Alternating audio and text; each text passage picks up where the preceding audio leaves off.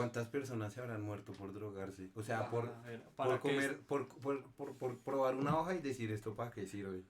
Varias, weón. Antes de que de esto saliera. discoveres? O sea, Antes de Sí, un montón, o sea, es que lo que dice Gordo, No o se sea, les haga- mientras iban descubriendo cómo era la dosis, ahí se iban muriendo.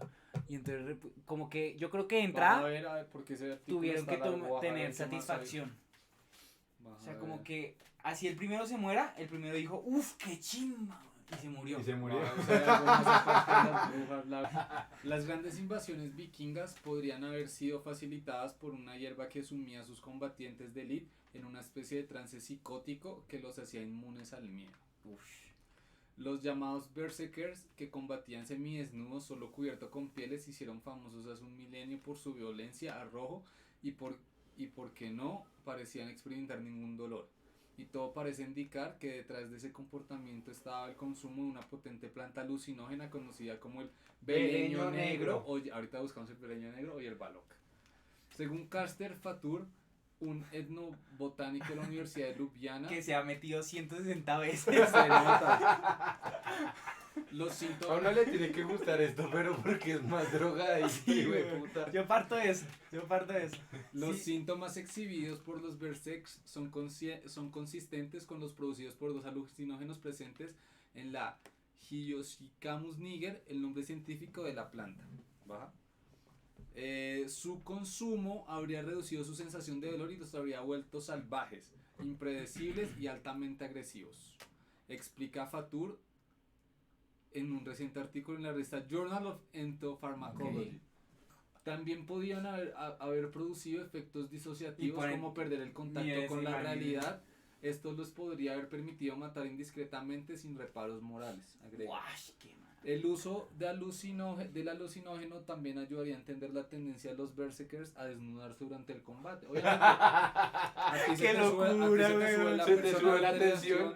Y le quita hijo de puta, en viringa, hijo de puta nos vamos Qué a matar. locura esos manes. Y el bajón que por lo general sigue al consumo de este tipo de sustancias daría cuenta del contraste con su comportamiento tranquilo después del combate. El Todos abrazados, guayabo sí. químico. El guayabo. A lo largo de la historia se ha considerado el consumo de varias Pero sustancias. lee.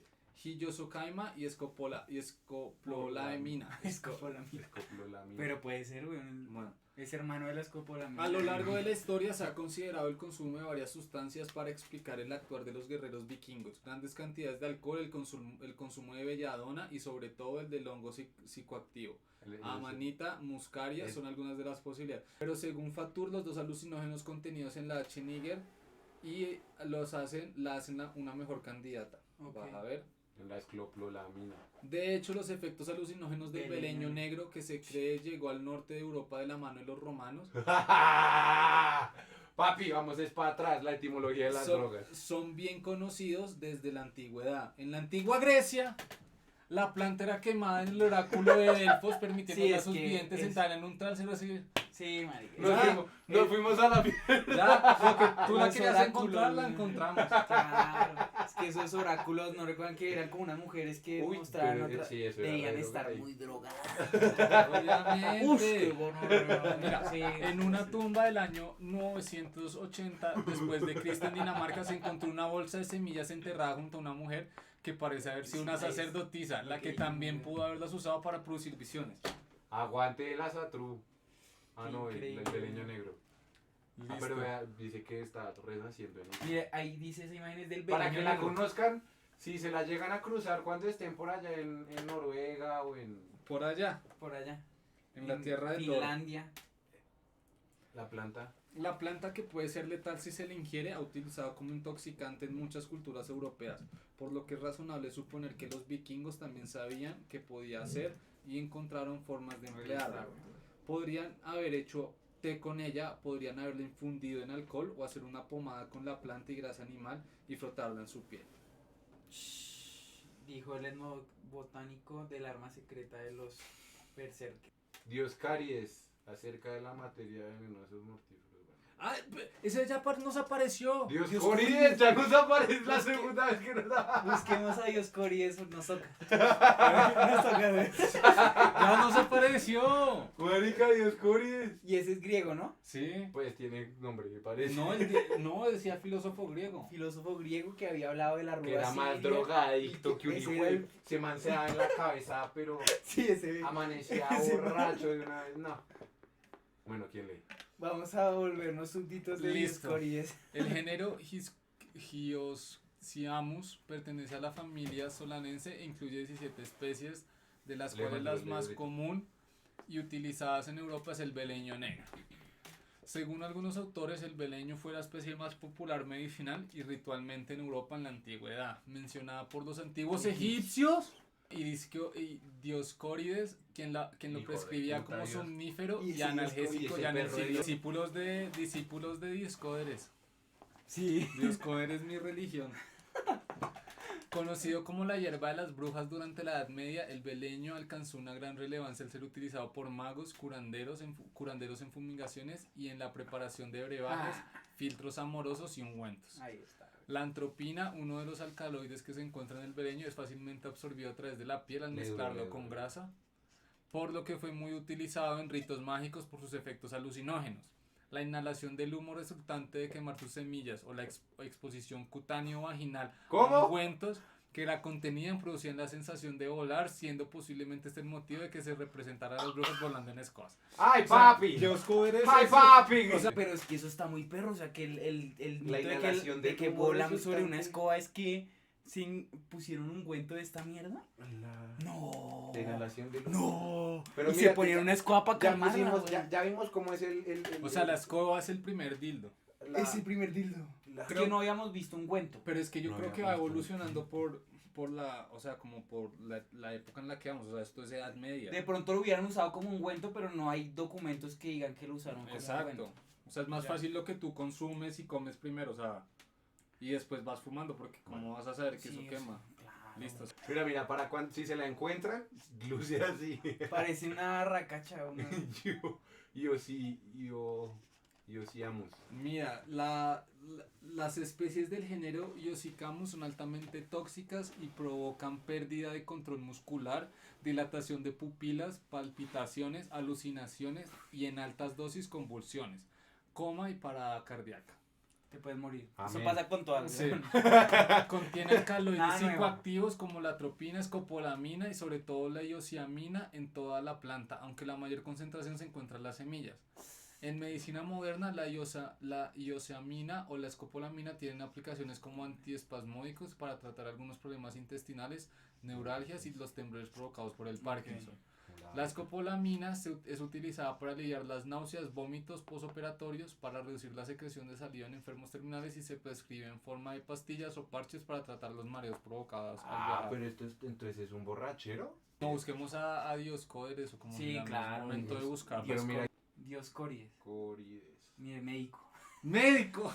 Ay, Dioscórides Díaz. De la Grecia romana. que Diomedes viene del Fármaco. griego Dioscórides. Farmacólogo y botánico de la No. Grecia romana. Busque. Bueno, nació en Cilicia, bueno, ni Asia Menor, fue un médico, farmacólogo y botánico de la Grecia romana que practicó la medicina en Roma. Su obra de materia médica alcanzó una amplia difusión y se convirtió en el principal manual de farmacopea durante la Edad Media y el Renacimiento. Exacto. O sea, Pero el man fue el 40. dedicado a la ciencia. 40 al 90, o sea, no fue 50 años. 40 al no, me refiero a que fue después de Cristo. Sí. Después de Cristo vivió 50 años. Pero el man debió tener textos de la Siria ruda. Pero es muy contemporáneo. Sí, es muy Yo nuevo. pensé que era, Yo pensé que era Grecia antigua. Pitágoras y Dioscórides. Yo también juré eso, güey, que era un antiguo... Demócrito y el papá de Pero Demócrito mira era que, Dioscórides. mira que- El texto describe unas 600 plantas medicinales. ¿Dónde dice eso? Escribe una obra en 5 de volúmenes. materia médica. Míralas. Hay que comprar ese hijo de puta libro. Ese fue la primera enciclopedia de cómo drogarse. Mira, entonces el texto describe unas 600 plantas medicinales, incluyendo la mandrágora, unos 90 minerales y alrededor de 30 sustancias de origen animal. A diferencia de otras obras clásicas, este libro tuvo una enorme difusión en la Edad Media, tanto en su original griego como en otras lenguas tales como el latín y el árabe. Entonces, el códice más antiguo que se conserva de la obra data de comienzos del siglo VI y fue Habla más copiado duro. para uso de la patricia romana Anicia Juliana, hija del emperador Anicio Olibrio. Así, gomela, farra en la cabeza durísimo. Obviamente, Lo que él fue siglo primero Sí, y se difundió hasta el siglo VI y se cambió a distintas cuando tú lenguas. no O sea, sabías qué hacer. increíble la difusión que tuvo ese libro, marica. Este manuscrito tiene un total de 491 folios y casi 400 ilustraciones de página completa. No. En 1569 fue adquirido por el emperador Otro rico. Maximiliano Otro rico I. que Se quería conserva drogarse bien. en la Biblioteca Nacional de Austria. Es conocido como el Cuental. El Codex Vivonensis, o simplemente como el Dioscórides de Viena. La obra fue traducida por primera vez al árabe en el siglo IX, o sea, ya llegó a todo lado. Sí. En el siglo siguiente el emperador bizantino Constantino, solo emperadores. Los Sí. emperadores querían drogarse, No, tenían Con mucho calidad. poder. weón, los de claro. poder. Envió el libro como presente al califa cordobés, o sea, era regalo entre emperadores, un ejemplar en griego que fue traducido al árabe por un monje llamado Nicolás con la ayuda del judío. ¿Se imagina esas conversaciones, papi? Le tengo con qué se puede marear. Y mire que era un árabe con un judío, o sea, ahí sí las religiones todas felices con ese libro. El libro trascendió las religiones, que gonorrea.